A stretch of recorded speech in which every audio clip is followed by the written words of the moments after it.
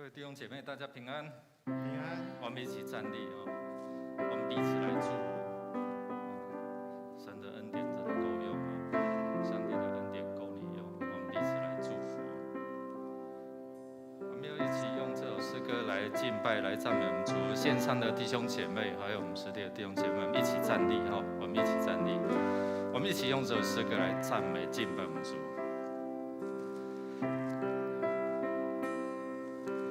开启双眼，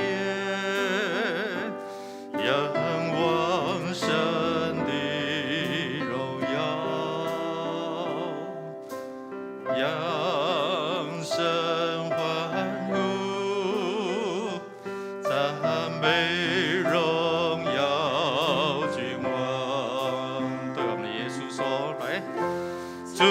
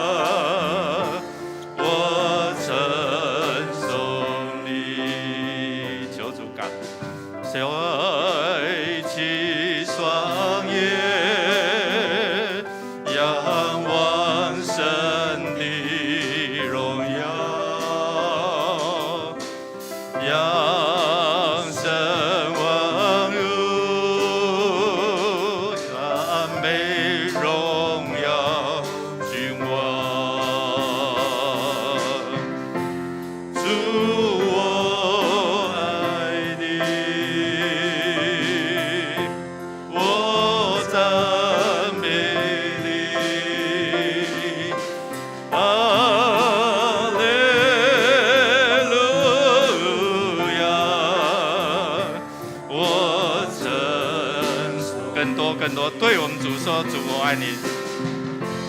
主，我爱你。我赞美你。哈利路亚，我称颂你。”赞美我们主，他是赐下恩典够用的主，所以我们要来称谢他，来赞美他。我们用主的话一起来宣告说：应当称谢耶和华，因他本为善，他的慈爱永远长存。要说拯救我们的神啊，求你拯我们，聚集我们，使我们脱离外邦。我们好称赞你的圣名，以赞美你为夸胜。拯救我们的神啊，求你使我们回转，叫你的恼恨向我们止息。弟兄姐妹们，要感谢这位主是什么样的主？你认识这位主是怎样的主？你可以用你自己的话语来宣告。但是透过这段的经文，我们看到他是美善的主，他是有永恒慈爱的主。他是拯救我们主，他是使我们脱离外邦这一些的可能束缚，这一些的许多的观念的主，让我们能够成为他的儿女。我们也恳求神的圣灵来感动我们，能够回转归向他，让他的怒气向我们来止息。我们开口同声来祷告，我们来赞美我们主。弟兄姐妹，我们将赞美认识这位主。主啊，你有永恒的慈爱，主啊，你有救恩，主啊，你你是没有永恒怒气的主，主啊，你是向我们来赦免施慈爱的主，主啊，你是帮我们挡住这些暴风的主，主啊，你是伸手拉拔我们的主，主啊，你是让我们在困境当中训练我们的信心，让我们来仰望你，主啊，我们恳求你帮助我们能够来回转归向你，回转归向你的慈爱，你的怜悯，你的救恩。谢谢耶稣，让我们再次敬拜赞美，你的宝座就设立在这里。主要让我们开启我们的双眼，看见你的慈爱；让我们开启我们耳朵，听见你温柔的声音。主要让我们真的是向神来呼求，你就应允我们的所求。主啊，谢谢你，因为我们的回转，你愿意止息你的怒气。主啊，谢谢你，我们看到这样的台风原本是这样强烈的路径，但是你却让它能够渐渐远离。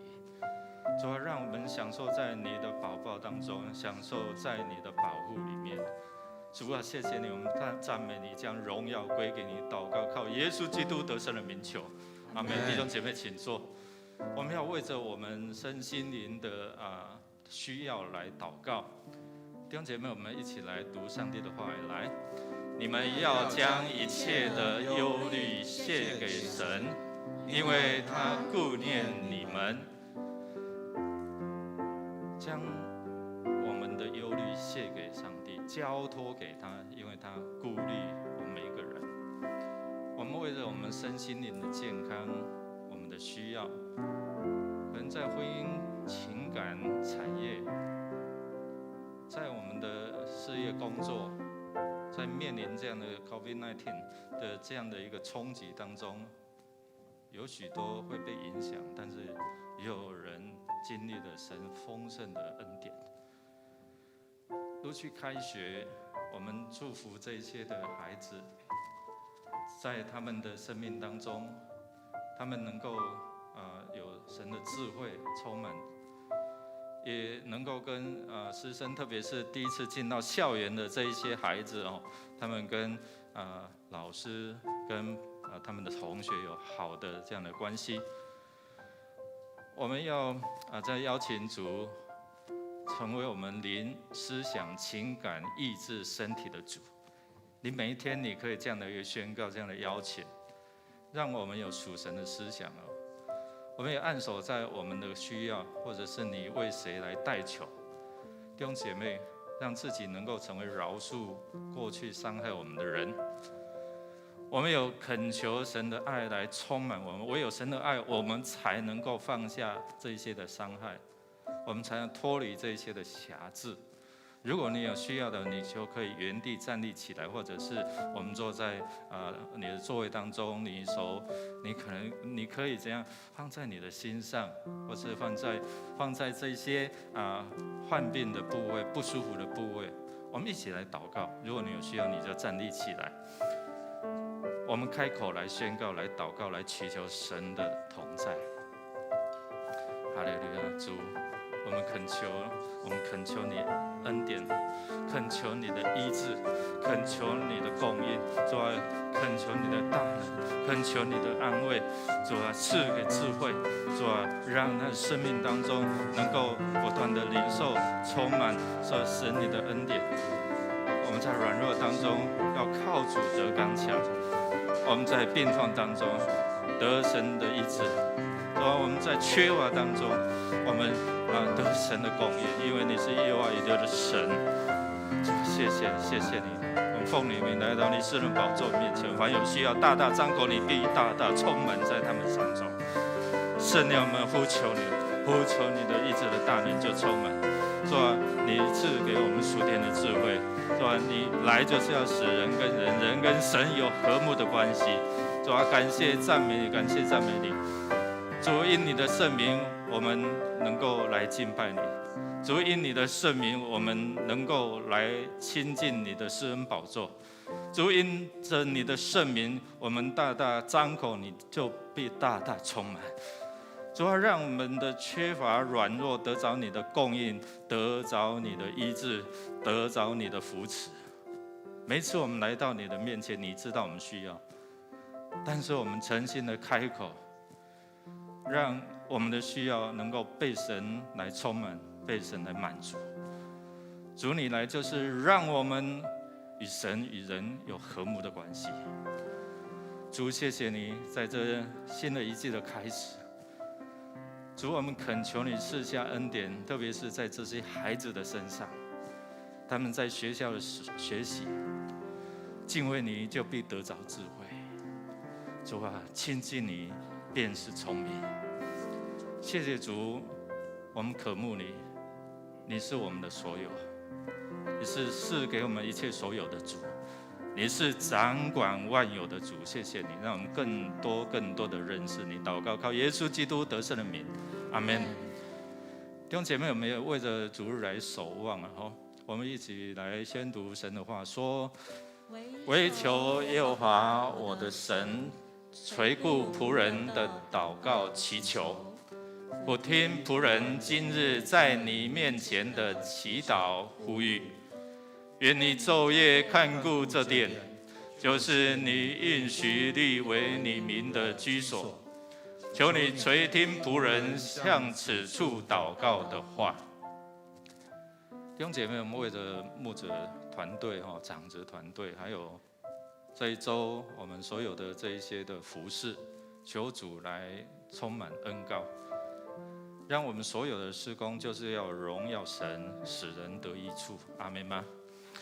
我们不是为了我们自己的益处，你先求神的国和神的义，然后呢，这些东西都要加给你。弟兄姐妹，我们要为着个人跟神之间有美好的关系，建立美好的灵命。我们恳求神真的是向我们来启示他自己，让我们更多来认识他，我们才能够更多的认识。今天有总务部会，有财务部会，在这缺乏的当中，在这整个要面俱到的这样的一个需要，求神给他们有这样的智慧。因为过来的中秋连假，我们求神来保护看顾，出入平安。弟兄姐妹，记得你要出，你要入，记得祷告，记得祷告，记得祷告。因为神是与我们同在，是以马内利的主，所以不要忘了，好像我的技术很好，我应该没有什么问题。魔鬼好像吼叫狮子，随时在等待要吞吃我们，所以我们更要在这黑暗的时代要更多的警醒。我们也为了生命教协会是透过这样的一个管道，成为教会对社区祝福的一个窗口，成为教会对社区传福音的窗口。求神来帮助我们每一位志工，可能有一些的志工是未信的，他们透过志工来认识教会，认识主，也陆续的有接受主，成为他们生命的主。求神来兴起更多的志工，也让他们最重要是能够明白我们为什么要做这个，让福音福利双福能够进入到人的当中。我们一起站立，我们来祷告，我们来呼求，我们来求神的同在，求神在这教会当中来掌权。我们开口同声来祷告。主，我们奉你名来祝福你的教会，你所设立的教会，因着你的名的缘故，在这个城市，主啊，在这个地区，在每一个社区，每一个家庭，主啊，你使用你的教会，我们就是教会，我们使用每一个人来祝福这个城市，主啊，让还没有听见你的话的，听见你的真理的，认识你的尊名的，都能够因为这些的事工，能够来认识你，来亲近，来渴慕你。主，谢谢你，每一次我们为着这些的管道在呼求、在祝福的时候，主，你在每一个事工上面掌权，为的就是要荣耀你的圣名，使人得着益处，同得福音的好处。主，我们感谢赞美你，你是怜悯恩典的主。你透过教会看见这社区的需要，你透过教会让你的真理进入到人心。你透过圣灵的感动，让真理可以使人得着自由。使用你的教会所做的一切，能够为了要荣耀神，使人得益处，邀请人同得福音的好处。主啊，让我们更多认识真理，更多的祷告，更多的寻求你，特别是更多的感恩跟赞美。谢谢你，我们这时候也要用主祷文一起来同声祷告说：我们在天上的父，愿人都尊你的名为圣，愿你的国降临，愿你的旨意行在地上，如同行在天上。我们日用的饮食，今日赐给我们，免我们的债，如同我们免了人的债，不叫我们遇见试探，救我们脱离凶恶。因为国度、权柄、荣耀，全是你的，直到永远。阿们。你们要称谢耶和华，因他本为善，他的慈爱永远长存。但愿人因耶和华的慈爱和他向人所行的奇事都称颂他。各位弟兄姐妹以及线上的弟兄姊妹，大家平安。平安。这样台风好像要侵袭我们，而且 Delta 病毒也凡事想要侵袭我们，但我们心中有平安，让我们一起来赞美主。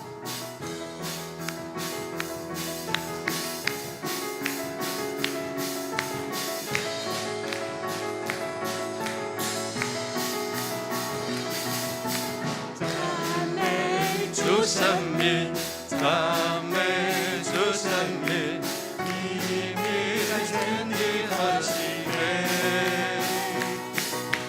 你心是广大，怜悯不断绝，你慈爱永远长存。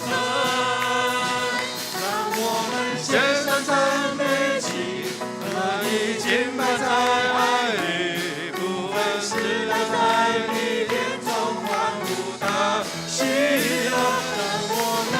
神的恩典，赞美进入你的眼，神的高有救必永留在这里。赞美主！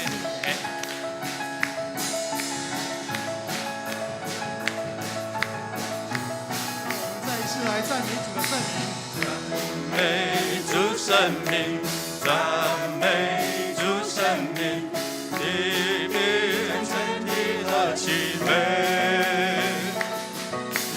你心是广大，怜悯不断绝，你慈爱永远长存。让我们献上赞美祭，和你敬拜在爱里，不分时代在你殿中欢呼大喜乐。让我们数算你恩典，赞美进入你的园，神的恩就必永留在这里。让我们献上赞美祭，和你敬拜在爱里，不分时代在你殿中欢呼大喜乐。让我们数算你恩典，赞美进入你的园，神的高有就必永留在这里。让我们再一次来献上赞美祭，献上赞美祭，和你敬拜在爱里，不分时代在你殿中欢呼大喜乐。让我们数算你恩典，赞美进入你的园，神的高有就必永留在这里，神的高有就必永留在这里。哈利路亚！我们大声的拍掌，将一切掌声荣耀送归为我们的主。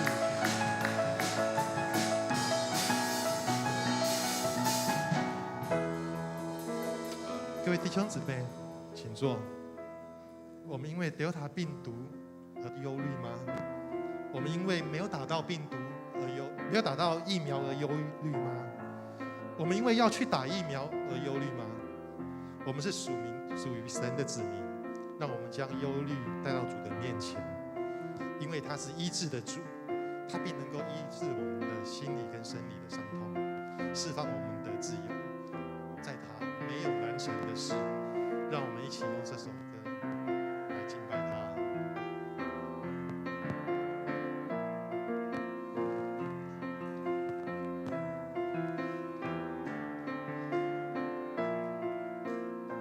说你宣告就得自由，耶稣你触摸就得医治，伸出你的手，怜悯释放我们。主，我相信你施加的大能，所以我要宣告，耶稣你施行拯救，耶稣你双手医治，在你必定没有任何难成的事。我相信耶稣你行神迹。让我们再次的到耶稣的面前来恳求他的医治。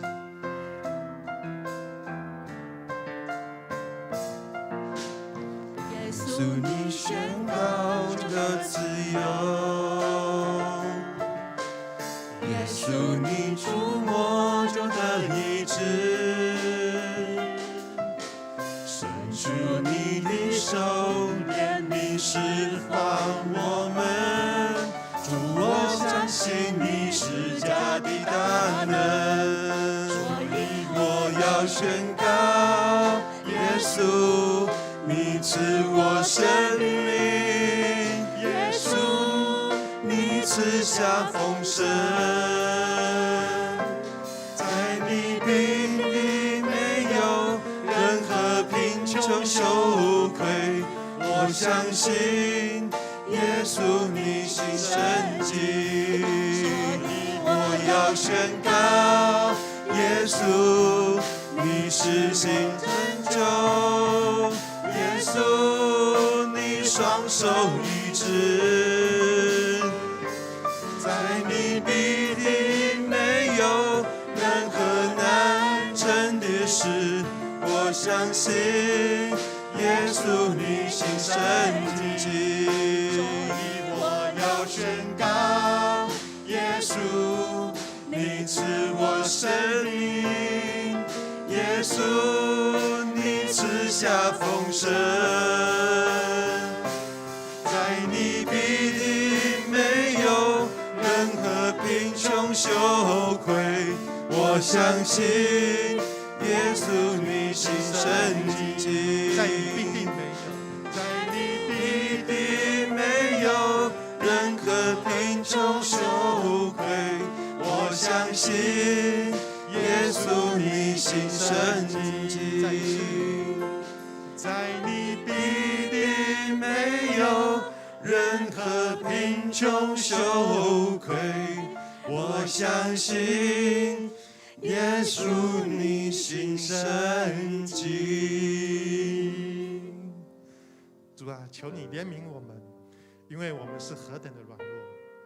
主啊，你的恩典够我用，因为我的好处不在你以外。当我们呼求你的时候，求你用你的爱的双手来环抱我们。主圣灵，轻轻呼唤着我的生命，黑暗中你爱牵引着我，我神等待着明白你是围绕，带领我看见你，是加上担当我罪和羞愧，忍受鞭伤交换我生命，恩典之流恢复我的洁净，与我同在使我坚定。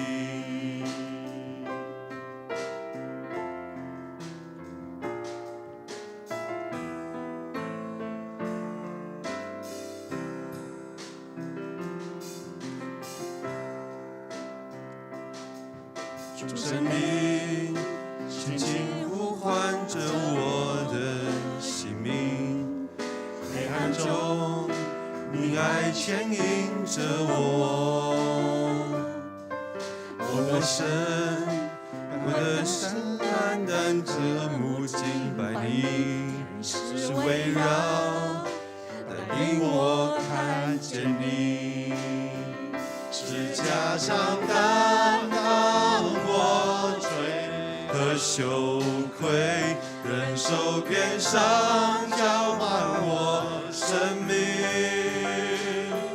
恩典永留恢复我的节期，与我同在使我坚定。主的爱穿越高山，直到地极，赐下恩惠，阳光在这里，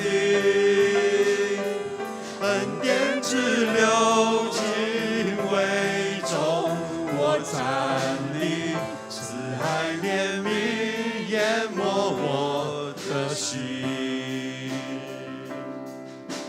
赤身充满主恩典，因你宝血心事完全，我渴望见你容颜，述说你奇妙荣美，赤身充满主恩典，因你宝血心事完全，我渴望见你容颜，述说你奇妙荣美，十架上担当我罪和羞愧，忍受鞭伤交换我生命，恩典之流恢复我的洁净，与我同在使我坚定。主的爱穿越高山，直到地极，赐下恩惠，阳光在这里，恩典之流尽为中我站立，慈爱怜悯淹没我的心。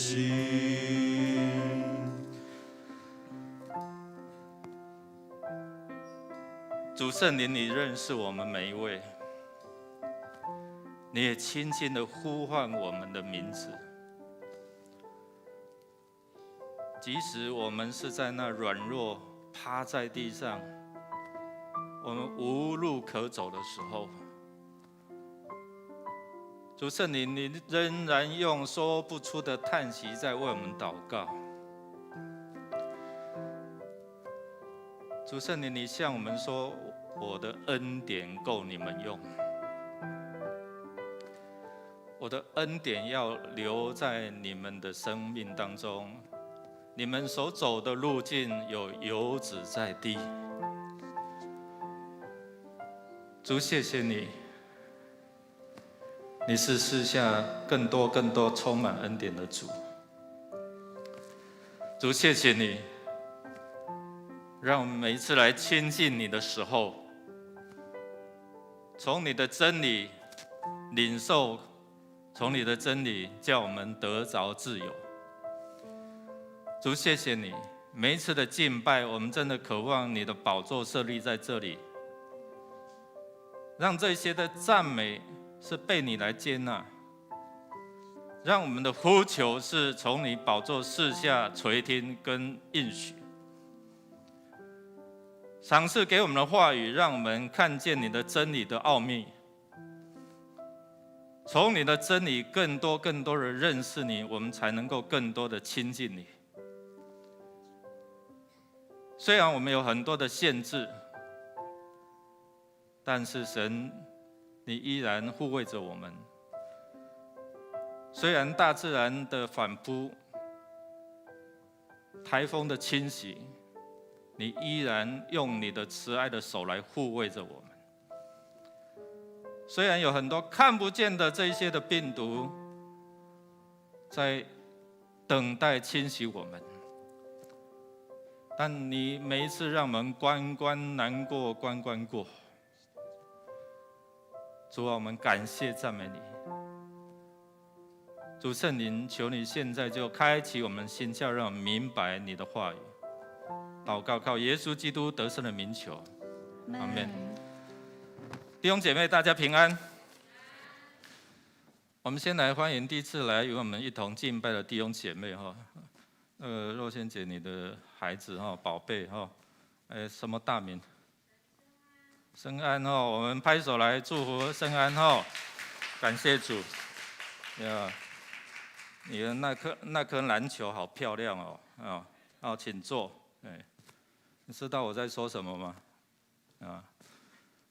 那个迷彩的篮球哦，感谢主。还有没有第一次来与我们一同敬拜的弟兄姐妹？好，如果没有，我们一起来看今天的周报的消息。因为疫情的关系，一延再延，我们都没有办法去掌控。但是感谢神感谢主，我们还是能够在100人以内但是现在是在整栋所以很多的事工我们都会受到影响。但是上帝给我们有这样的应变的智慧跟能力。如果要参加实体礼拜的弟兄姐妹真的因为这个位置有限但是也不要因为座位我有限我就让给别人你多久没有进到教会了？踏出信心的脚步好吗？那我们有一些的活动聚会的方式跟内容都在第4页在我们的周报的第4页，请大家自己来看。周六周日还有目前我们儿童阿嘎培是线上的我们希望未来也可以在实体的当中那弟兄姐妹，礼拜3的祷告会有开放实体那邀请大家一起来敬拜，一起来祷告。那我们其他的小组也陆续有实体的小组了那一些暂停好久的小组小组长们加油加油！那我们有一些的课程还是因为最近的 Delta 的疫情所以会有一些的延迟请大家随时注意。那我们也遵守防疫的规定出入我们做好防疫的措施在因应新冠肺炎的这样的一个2级警戒，因为我们太多的限制，也从来没有经历过，所以我们原本预定的10月3号临时会员和会的选举经过小会员大家的集思广益这样所以我们会从10月2号开始以投票数为基准。如果从礼拜6晚上开始，那我们有时间那你来投票，如果你要留下来做礼拜或者是离开都可以但是我们书记会在那边点名，然后你签完之后投入票柜时间到我们就封箱隔天10月3号10月3号的投票一样从8点一直到11点完之后，我们会记录这一些只有一次这次只有一次那我们以投票数收票为依据。那如果当天没有出席的，我们就视为不可抗力或是请假的人数。好，那这只进行一次的长职选举，如果未能够选出预定的人数，我们就不在第2次的选举，我们可能会在1月定期和会的时候继续来补选直到那个名额能够充足为止。好，那10月2号的礼拜六5点半到晚上的7点半我们会有领票然后会员现场签名领票，随即我们会有一个投票的地方，然后你签完之后你就放入票轨你可以到7楼礼拜六的7楼礼拜，或者是回家观看线上礼拜。那10月3号就是8点开始那也开始接受投票，点名投票。好，一样的是领票，然后签名然后投票，签选完之后投入票轨，那至礼拜堂来做礼拜，或者是回家来观看线上的礼拜。各小组请我们去动员去呼吁因为这是历史上的一刻从来没有过总会也现在不失所措那让我们真的是经历了神的恩典那我们一起来尝试看看。那这个就是我们在10月2号开始到10月3号的会员长职的选举那在10月3号之后会交给我来宣布投票的投票数。那有超过半数，那我们就依照选举的规则那如果超过半数了当天投票的人数的半数我们就视为当选。好，这个是我们会继续有几个礼拜这样的公告，让大家能够来熟悉。另外，我们的教会的线上奉献已经建制好了那不便来教会奉献呢，我们可以利用线上的奉献，你可以针对各样的这样的奉献的名目比如11，或者是感恩，或者是生日助学金等等，里面都有那从最少100块以上这样好，那有这个 QR code 你一扫，或者是你利用 Line Pay 利用那个7里面的一些的支付系统线上都可以了都可以了。而且我们这个可以加密，可以以后直接上传到国税局，你就不用拿纸本，以后你去报税它都里面就有你的资料感谢主我们爱主的弟兄姐妹的奉献，所以让我们的网站陆续的建制，还有这些金流的系统那透过这些的系统，我们都可以进行线上的奉献。好，那我们希望弟兄姐妹来刷那个 QR code， 然后注册成为我们的网站的会员。如果你有一些的资料，我们也会帮助你来 key 年长的弟兄姐妹，我们会帮助你来注册成为会员现在的长者真的很厉害 ，Google Meet 都会很好的使用这样所以我真的不困难我先进去用线上奉献了其实很容易。好，那我们的生日助学金这样的一个申请到今天为止那我们如果子弟有符合这样的规定的有聚会的次数等等这些符合规定，我们都可以在今天23点59分截止第一组的林雅琴姐妹，她的儿媳妇许慧敏姐妹于9月7号礼拜二蒙主恩召安息主怀，享年52岁。在上个礼拜五下午1点，在板桥殡仪馆来做追思礼拜。那牧师、区长还有张玉主任我们都有去参加那我们继续为这个家庭来代祷。好，我们其他自己来看，我们来看读今天的金句，我们来读2遍，一起来。在船上的人都拜他，说：“你真是神的儿子。”马太福音14章33节再一次，在船上的人都拜他，说：“你真是神的儿子了。”马太福音14章33节，我们预备心来奉献，奉献是基督徒感恩的表现，出于甘心乐意的奉献。如果你不明白奉献的意义，你不用勉强，你用祷告来表达你的感恩。愿主的恩典充满在我们当中，多种的多收，少种的少收。我们一起用这首诗歌来回应神的恩典。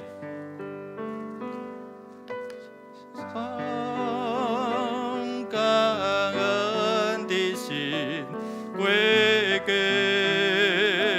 至神全能神，应当赐下独生子主耶稣基督，献上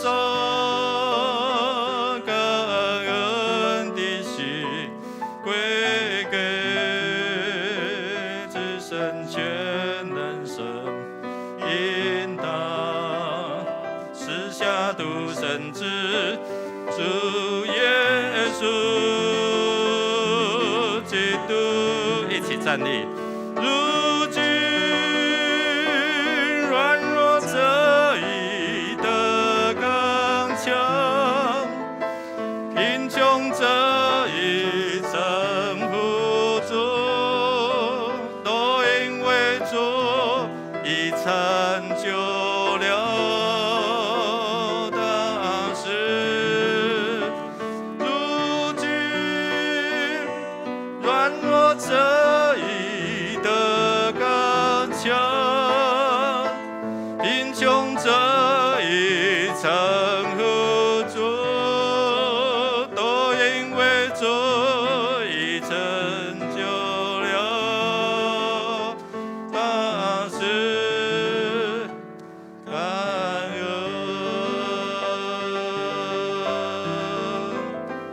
感恩，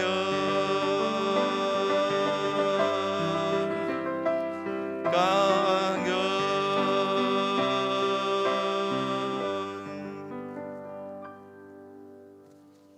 我们在天上的父，感谢你的恩典。当我们因为疫情不安的时候，让我们相信你正在掌权。你用爱去除了我们的恐惧，使我们刚强壮胆。现在许多的兄姐都在打第1剂或第2剂的疫苗，求你让兄姐们在打完疫苗后可以不受副作用的困扰，让他们维持身心灵的平安。现在世界局势的动荡与不安，天气的异常，天灾不断，求你安静我们每个人的心，并教导我们学习追随你的脚步。求你让我们能够预备有足够的生活的用品和充足的食物，赐下我们智慧、果断和宽容，教导我们全台湾人民同心防疫，善用不同的意见来制定有效的防疫政策，让我们可以度过这次疫情的难关。今天我们献上我们的金钱、时间、才能，蒙主你悦纳，阿们。坐下前彼此来祝说祝福你主恩满意，祝福你主恩满意，请坐。祝福您主恩满意，真的吗？真的在我们生命当中，你相信主的恩典够你用吗？弟兄姐妹圣经里面讲，我们提醒我们大大张口，神就要怎样？大大充满那用信心来经历。我们要一起来读上帝的话语，记载在马太福音的14章33到36。我们继续上个礼拜所看的经文让我们继续来看下去我们一起来读一起来。在船上的人都拜他说：“你真是神的儿子了。”他们过了海，来到革尼撒勒地方。那里的人一认出是耶稣，就打发人到周围的地方去，把所有的病人带到他那里，只求耶稣准他们摸他的衣裳坠子，摸着的人就都好了。摸着的人就都好了。有那么大的信心是从哪里来呢？弟兄姐妹，让我们从今天的经文里面，我们一起来学习如何来伸手抓住上帝的应许。在先前，我们知道长荣的机师有2名的机师，还有他的儿子确诊他的儿子是读哪里啊？知道吗？离我们很近嘞。现在不叫桃农，现在叫做北科复工了北科复工，那我不知道多少人收到简讯。收到简讯有我也有所以我吓一跳，我又没有去到那边。有啦，开车过去这样也算了所以弟兄姐妹后来这个病毒确定为 Delta 病毒那我们真的很害怕。现在就是全台湾防疫大作战听到 Alpha 还 OK 但是 Delta 大家就剉咧蛋这样那我们收到简讯了，那时候我们在开小会小会你就牧师，我收到简讯，那现在我是不是要赶快回家？我一看我也收到那我们会还要继续开吗？当然继续开了，因为这一次好像广发了不知道怎么发这样那其实感谢上帝了在市政府在第一时间就匡列的这样的一些的人数，然后让全校师生就回来做 PCR 的筛检。第一次、第二次，感谢上帝，全部都是怎样？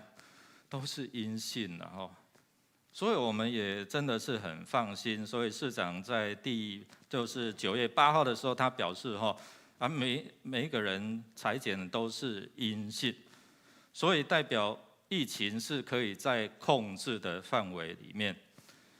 感谢神，真的是让我们关难过关过在台北的有一个学生确诊，后来是确定是阿法。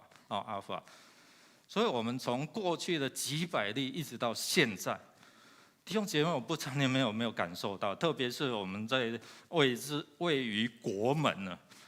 位于国门，我们要面对好多这一些的紧张那当你接到简讯的时候，你可能会吓一跳，开始去思想，我的足迹有跟这些确诊人的足迹重叠吗？培恩，你有接到吗？对你们住得很近对。哇，所以我们牧者也都有接到了所以奇怪，所以我们在很纳闷的当中感谢上帝这一波在桃园的我们算是怎样控制住了那台北的新北也是要昨天又加临了，对不对？所以感谢神，真的是我们在惊涛骇浪当中真的是神的恩典好，上个礼拜我们讲到说彼得他说主啊救我。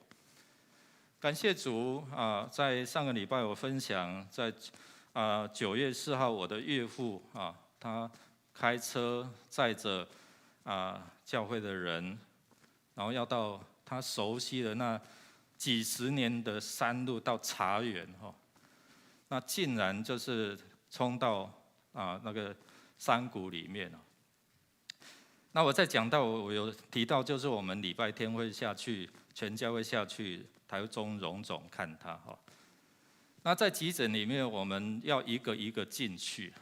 那这个是他被吊上来的情况，这样那我进去，我就问他这些情形他就回我说：“那个魔鬼真的是很可恶了那个到那边的时候，突然他双手就麻痹了。他跟旁边的会友说：“我转不过去。”一条非常熟悉几十年都在跑的路，但是在那时刻他没有办法转。他只在急诊那边，我跟他对话的时候，魔鬼真的很可恶就是提醒我们随时在等候吞吃我们。虽然他是长老，但是我们要面对属灵黑暗的权势还是我们要警醒。据他的说法，就在2公尺就掉入更深了。那感谢神，在礼拜六送台中的荣总，那大拇指有断裂，就开刀，然后也同时检查他的心血管有一些的问题，就做了一个支架。感谢主。那我在急诊带他做祷告，因为刚去的时候可能在惊吓的当中，那种应对有一些不大对劲那我就带他做祷告，捆绑除去意外所带来的这些的恐惧。感谢主，礼拜一下午出院了已经回家休养主啊，救我！在你危难的时候在我们接到电话的时候，他是正卡在这样的一个车内，没有办法出来。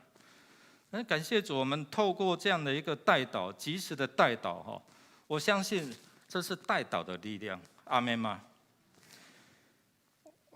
我们听到这样的一个电话，牧师娘哭的真的是我不知道怎么说了那后来他说我的眼睛怎么那么肿？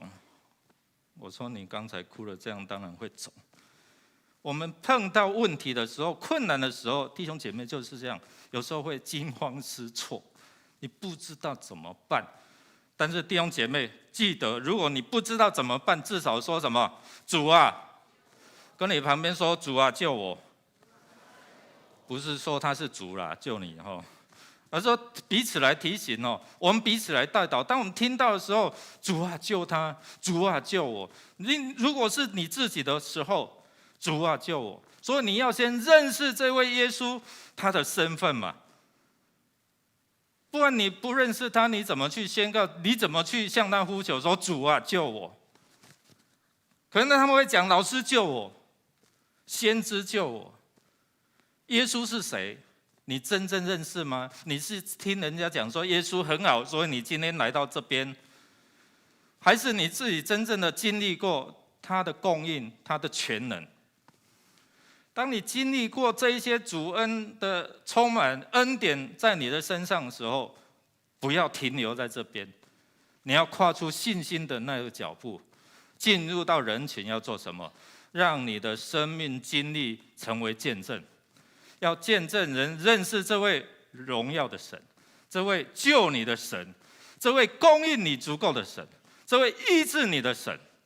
弟兄姐妹，这是让我们透过这段经文，这些门徒从船上走进岸上，怎么样去经历？所以我们来看，在格尼撒勒他们上岸了，还记得在面对风暴的过程当中，彼得他自己的经历，这些学生他们在船上的经历，他们经历了10多个小时，从傍晚一直到半夜，从他们在惊慌失措的当中，又看到海上有这样的一个好像人影，他们就觉得是不是鬼怪？弟兄姐妹，我要想问你，现在你正担心害怕的是哪一件事情？经济上的风暴，我们弟兄姐妹有的正面临经济的风暴，还不小。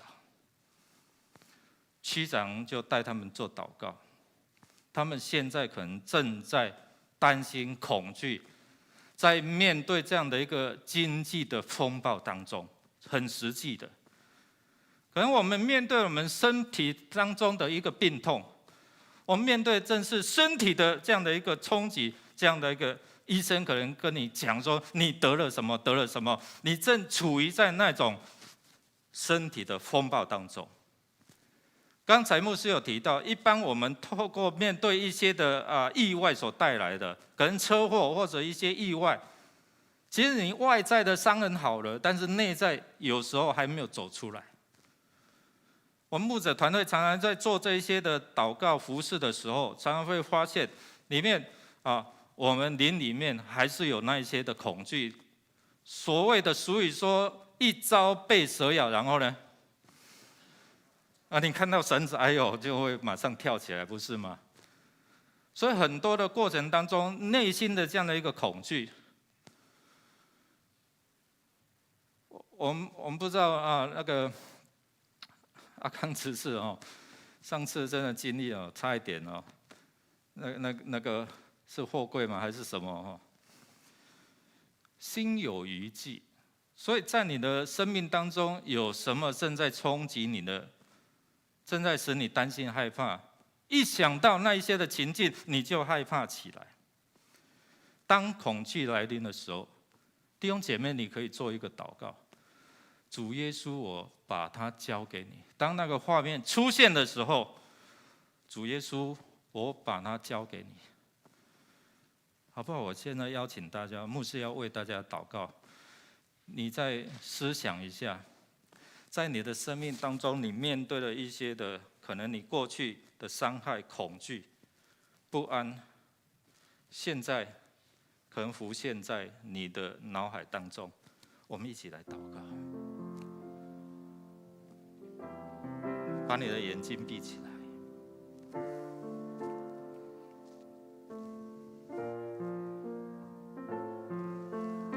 主的话说，要当将你一切的忧虑卸给神。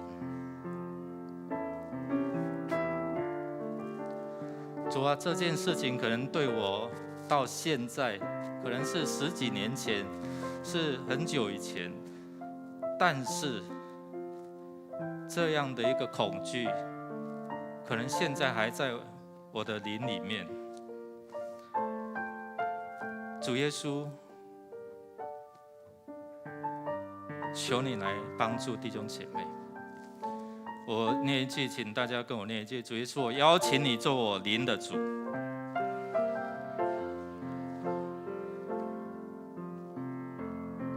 让我跟天父有好的连结。主耶稣，我邀请你做我思想的主。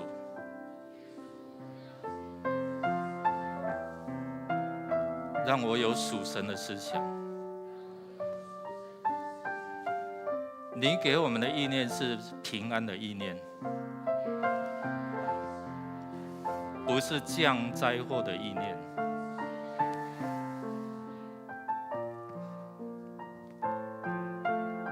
主啊，我们现在将我们所想的图像交给你。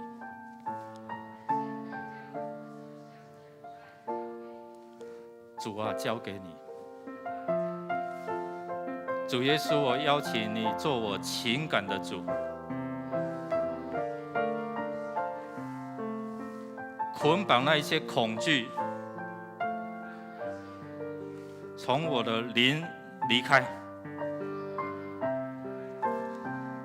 主耶稣，我邀请你做我意志的主，让我所做的决定是神喜悦的决定。主耶稣，我邀请你做我身体的主，我将我的全人交在你的手中。我这样祷告，靠耶稣基督的名，阿们。主，我奉你名来捆绑一切在我们弟兄姐妹，即使是在线上的弟兄姐妹，你知道我们灵里面的恐惧不安、担心害怕，或是我们正经历这些的风暴，正处在风暴当中。主，你知道我们需要，知道我们的恐惧。主啊，我们要说，主啊，救我们脱离这些的风暴，不管是经济的风暴、婚姻的风暴、我们病痛的风暴。你知道我们现在正在恐惧，但是主，当你与我们同在，你说愿你们平安，因为你是赐平安的主。主啊，每当我们想到这些的画面，担心害怕的时候，主啊，我们要宣告说，主啊，交给你。谢谢主，除去我们一切的恐惧害怕，赐给我们有平安的意念。我们这样祷告，靠耶稣基督得胜的名求，阿们。弟兄姐妹，面对风暴，你担心害怕，你就讲出来：主啊，我把它交给你。你眼睛闭起来，可能那些画面重现的时候，主啊，我把它交给你，让我可以安稳的睡觉。弟兄姐妹，我们看到门徒他们在海上这样的一个害怕，他们就看见了这一些的幻影，不是幻影了，是一个人影，但是他们竟然喊叫说鬼怪，这个就是在他们生命当中哦。特别我们台湾民间宗教的这样信仰很兴盛哦，很多这一些的灵异的事件会在我们周遭。我们不可否认这些撒旦有一些的权柄，就好像我岳父跟我说，哦，到那时候双手都麻了，我真的没有办法控制那个方向盘。一样，我们要面对的时候，所以我们弟兄姐妹，我分享一个。你出入，你穿戴全副的军装。我每一次我要到殡仪馆去做服事的时候，我一定会做这样的祷告：主，你救恩做头盔，公义做我护心镜，真理做我腰带，脚穿平安福音做鞋，信心做我的什么盾牌、藤牌。然后呢，手拿什么？圣灵的宝剑就是上帝的话，说要常常读上帝的话。穿戴全副的军装，主耶稣，你的宝血来遮盖我。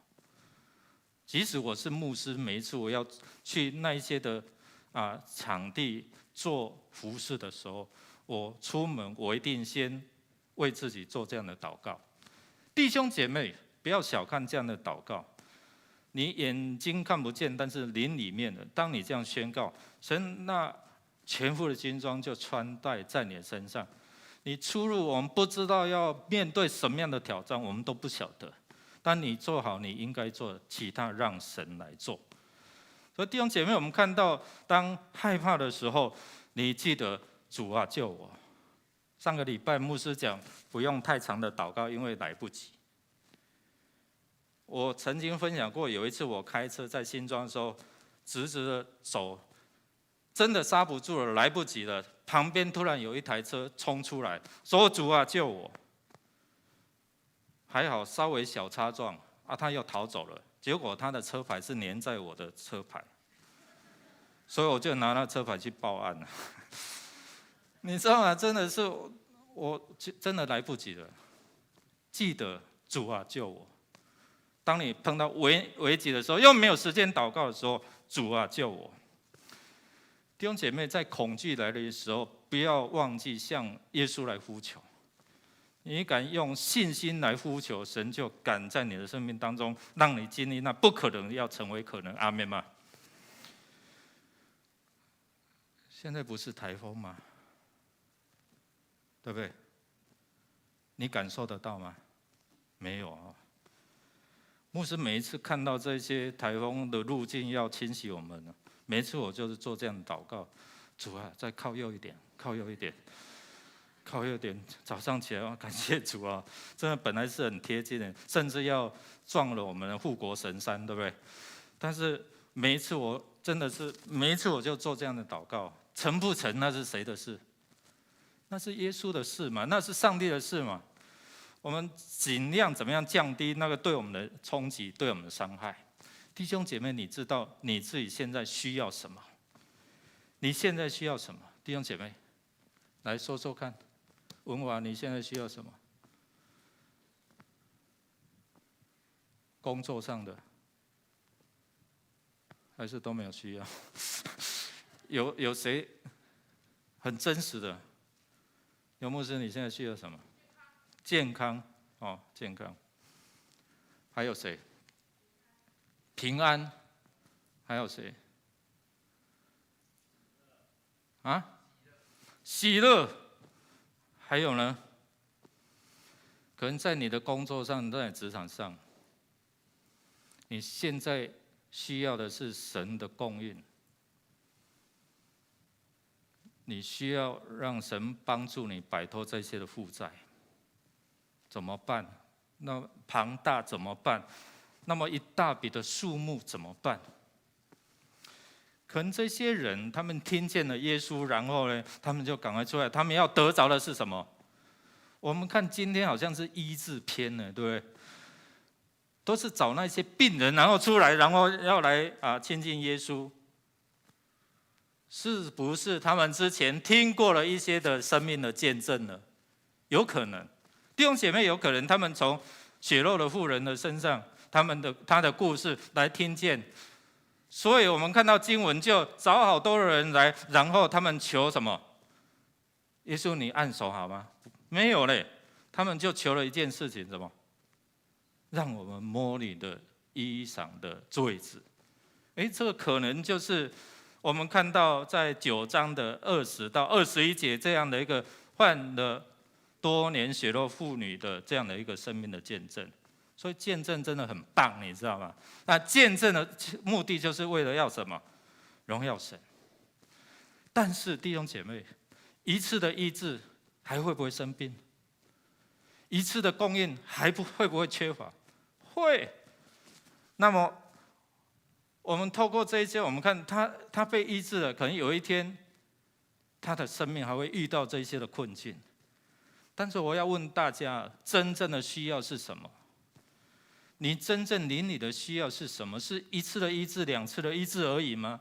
一次的供应、2次的供应，一次的平安、2次的平安，是永恒的。即使是面对生命的冲击、生命的挑战的时候，你依然可以面对它。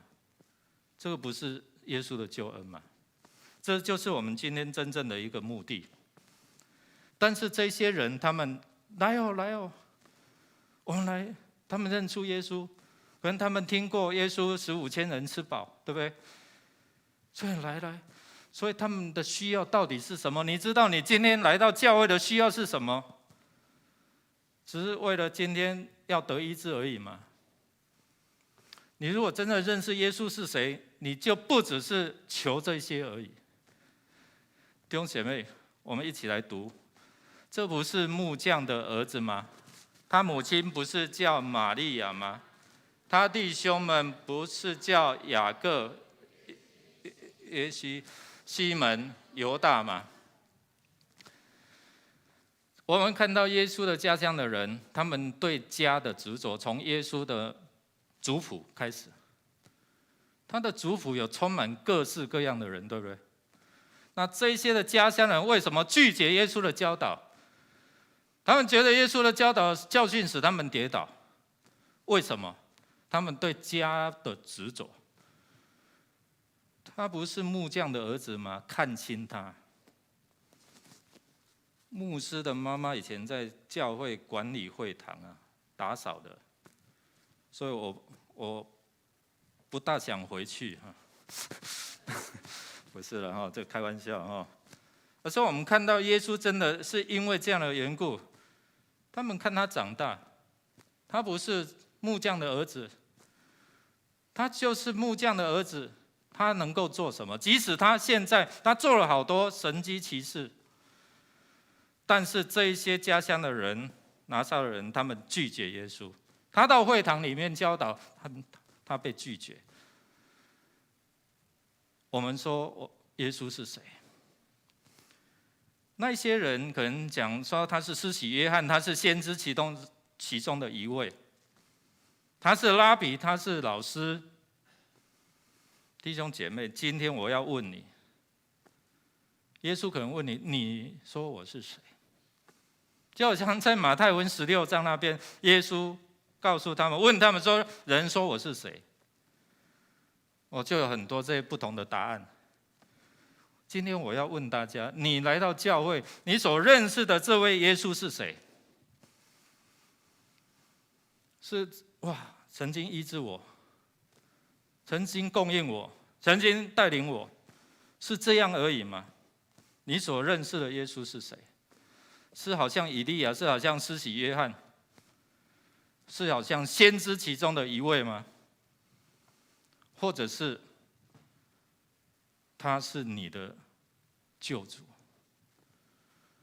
从哪来的信心，能够说你真的是上帝的儿子？我们一起来念来。他们上了船，风就住了，在船上的人都拜他，说：你真是神的儿子了。弟兄姐妹，你知道他们在做这样的宣告的时候，神的儿子是他们期待已久的弥赛亚耶稣。弥赛亚的身份要彰显出上帝的大能。所以在16章里面，耶稣问人说：“我是谁？”那你们说我是谁？你真的认识耶稣？你如果认识耶稣，当你面对死亡的挑战的时候，你就不会那么大的害怕。华人很重视的就是我100年之后何去何从。今天如果我们知道耶稣是谁，是我的救主，是永生上帝的儿子，是可以给我永恒生命的那一位，那你就不用惧怕。礼拜5就参加这样的一场。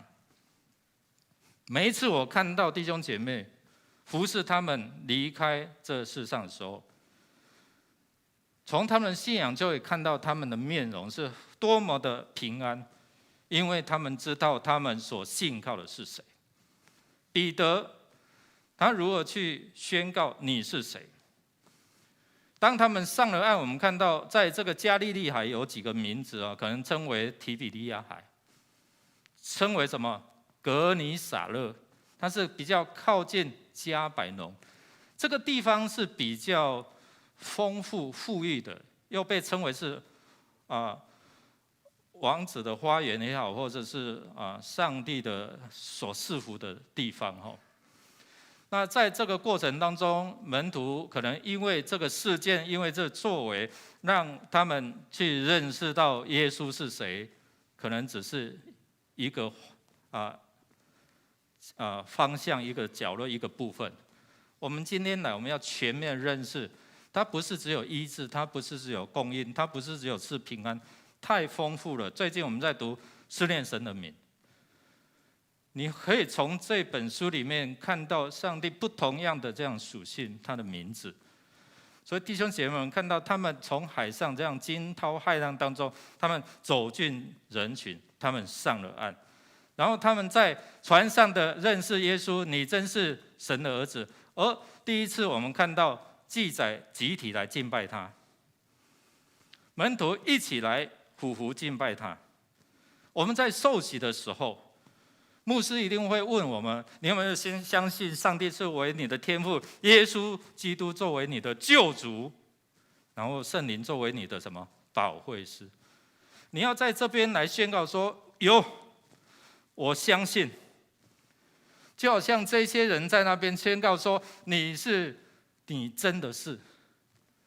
因为当时代可能好多人自称为弥赛亚，好多人的名字叫耶稣，从上帝来的拯救。但是他们真的从这一次耶稣他的作为当中，只是认识这样的一小部分。所以在这边我们看到耶稣不被接纳，但是竟然耶稣来到了这个格尼撒勒，在其他的地方外地，在家乡不被接纳，但竟然在外地他被接纳。我们在受洗的宣告，你知道是灵界都听得到，所以当你在宣告你说耶稣是我的救主的时候，他就赐给你永恒的应许，然后成为你的保护者。当你需要，你可以向他随时的有这样的连结。所以我们看到他们来到了格林撒勒这个地方，是让他们生命的经历开始要什么展现出来。今天神也要用信心来呼召你，来走出来。这些人他们看到人的需要，这些人他们看到他们生命当中可能正处于身体病痛的风暴，这些人就好像我们，你有没有察觉到这些人的需要？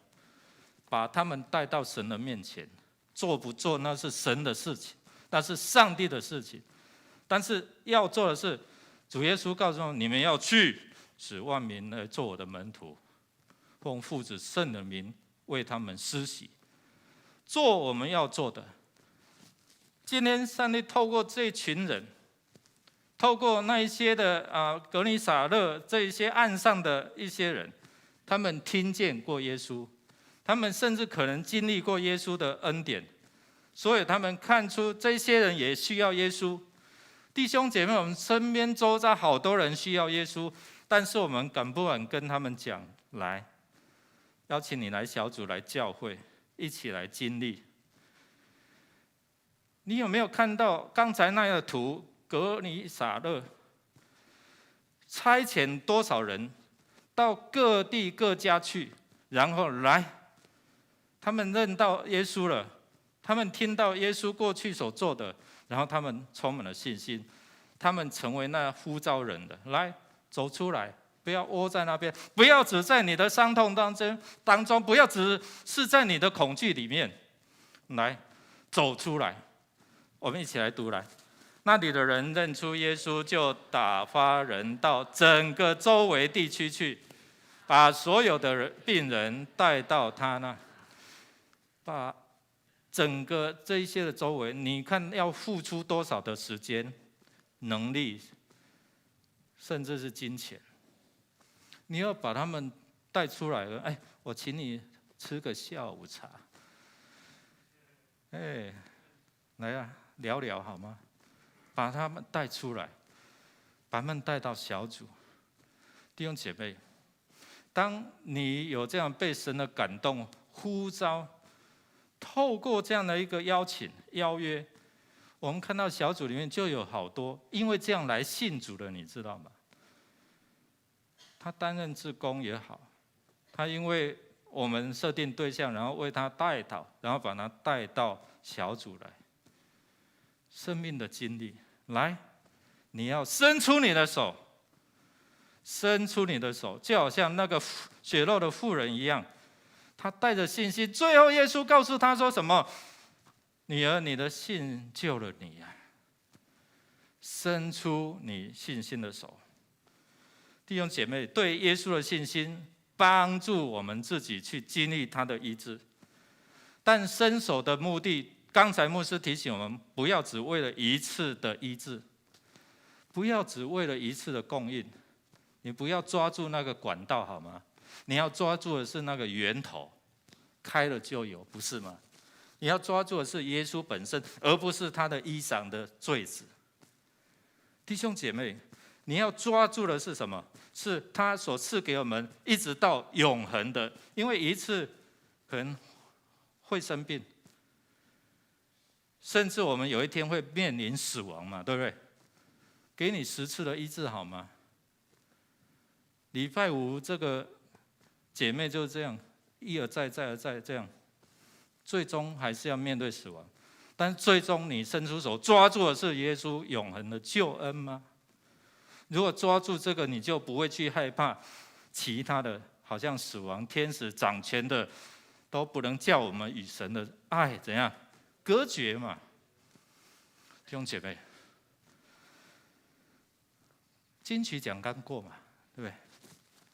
我们看到颁奖当中有一些是基督徒，罗文玉弟兄他在多年前因为歌手嘛，然后稍微有名气了，然后就开始网络的赌博签赌这样哦，后来负债了400多万。他从追求金钱、经商，然后沉迷网络的赌博，然后这个欲望好像是一个无底坑一样，所以他耗尽了他一切的这样的一个积蓄。400多万，对一般人来讲也是一个大的数目。他到处求神问卜，然后他却找不到平安。有一次，他的朋友就要把他带到教会，然后上帝用音乐把他找回来。当晚，他听到一首诗歌，里面的歌词说：“上帝要擦去他羞愧的过去，赐给他新的生命。”就好像上帝在对他自己说话。这一首诗歌触动他的心，从那时候开始，他就进入到教会，他接受装备的课程。他在1个月里面，他完成了教会要求的一些的装备课程。后来他立刻受洗。所以他常常在教会服侍，他也常常到校园拿着吉他，然后去服侍这些校园的孩子。在上帝的帮助当中，我有一年我们一起去夏威夷那我们一起有分享在他的生命当中那过去他得了1次的金曲奖，他是一位客家人，他这一次得奖是客家的歌曲得了金曲奖那这次是他得了第2座的金曲奖。从一个一贫如洗的青年，如今他领受上帝丰丰富富的恩典。那抓住这样的一个信仰，帮助他度过他人生的这样的负债的困境，甚至心里有想死的这样的一个念头。现在神高举他，一朝成名，你知道有多少的商机等着他。他提醒他自己，越是发光，越是被上帝高举，就要在所待之处，然后持续成为福音的窗口。这是他自己在生命的见证当中，从低潮一直到经历到神被神高举。弟兄姐妹，今天神伸出他的手抓住这位弟兄，他抓住神在他的生命当中成为他度过困境的一个盼望，一个能力。弟兄姐妹，我们真的在面对这样的困境苦难的时候，相信神没有离弃你。当你伸出你信心的手的时候，神依然会从你在那种负债，或者是在那种人生的低谷，甚至在危险的当中拉你起来。当你说主啊，救我，你相信耶稣是你的救主吗？不是医生，不是供应耶和华以勒的神，不是平安的神而已，而是你的救主，是救你一直到永远的主啊，是拯救你生命脱离死亡的权势，进入到永恒生命的主啊。弟兄姐妹，你经历了，你要做什么？经历了，你要做一件事情，就是刚才罗文弟兄我分享的，当神高举你的时候，你要成为福音的管道，成为福音的出口。今天你有这样的一个成就，你知道是神的恩典，主恩满溢在你的生命当中。你所做的要荣耀神，使人得益处，荣神益人。当你先求神的国和神的义，你知道后面更多、更多、更多、更多就要加给你吗？弟兄姐妹，我们常常优先顺序倒过来，我求我自己，然后我再来荣耀神，把它转回来。我们一起站立我们用这首诗歌来想想，你的恩典从哪里来？神的恩典要充满在你的生命当中。你是不是伸出好你的手了？你是不是抓住了？你只是抓住那个衣角吗？还是抓住主本身呢？我们一起用这首诗歌来回应主。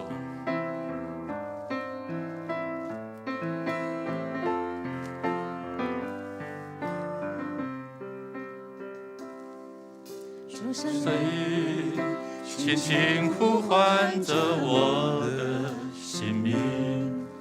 黑暗中，你爱牵引着我。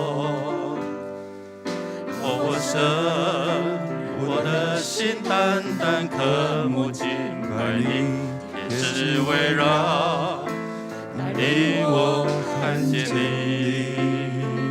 十字架上担当我罪和羞愧，忍受鞭伤，交换我生命。恩典之流恢复我的洁净，与我同在，使我坚定。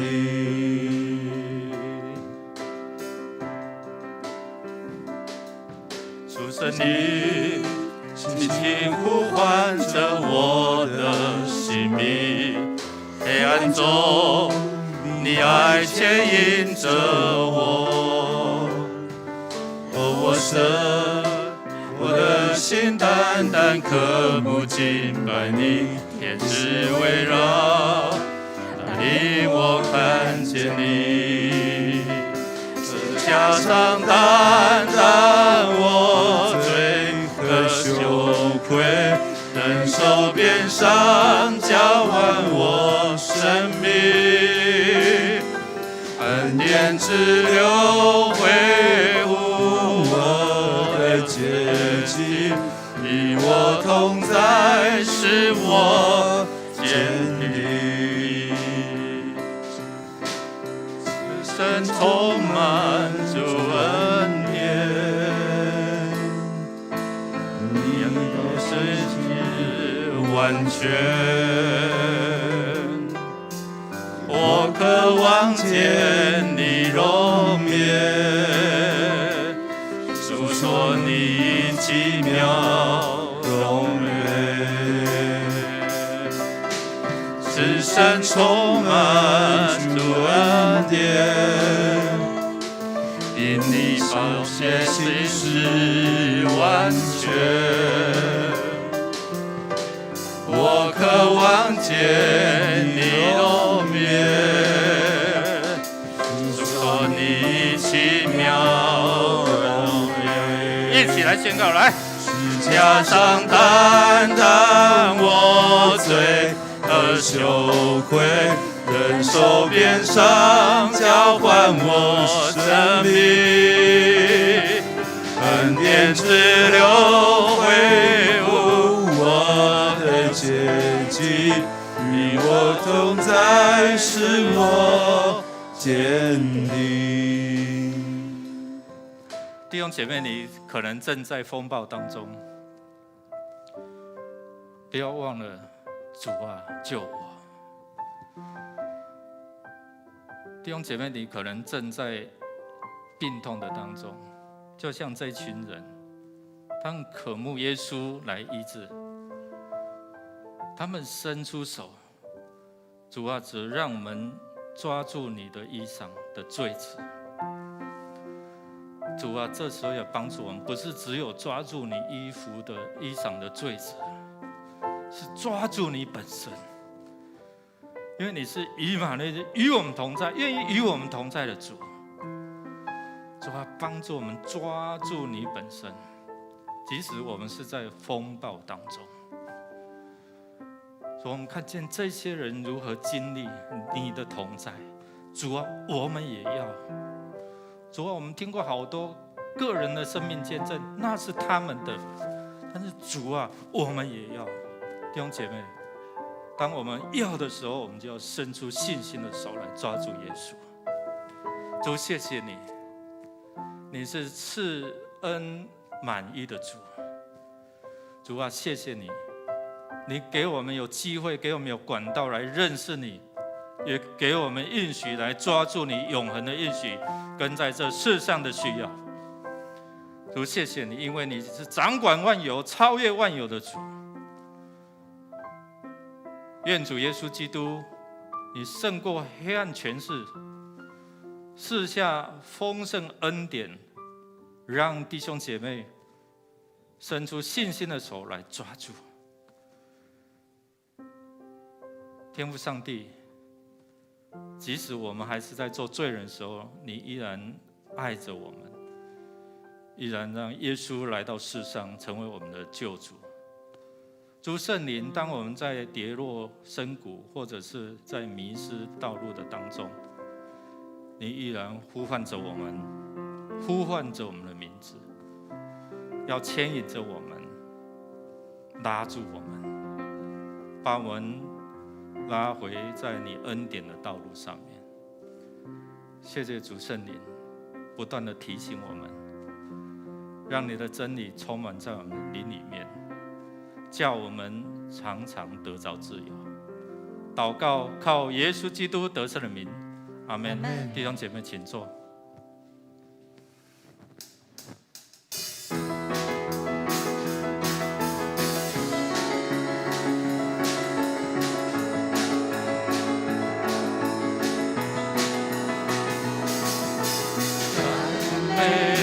生命，赞美主生命，你名真的何其美！你心是广大，怜悯不断绝，你慈爱永远长存。让我们献上赞美祭，合一敬拜在爱里，不分时代在你殿中欢呼高喜乐。让我们数算你恩典，真理进入你的眼，真理高有救赎永留在这里。弟兄姐妹，我们的聚会就到这里。愿上帝的平安，让上帝的恩典就充满弟兄姐妹。愿线上的弟兄姐妹一样领受上帝满满的恩典。我们下次再见。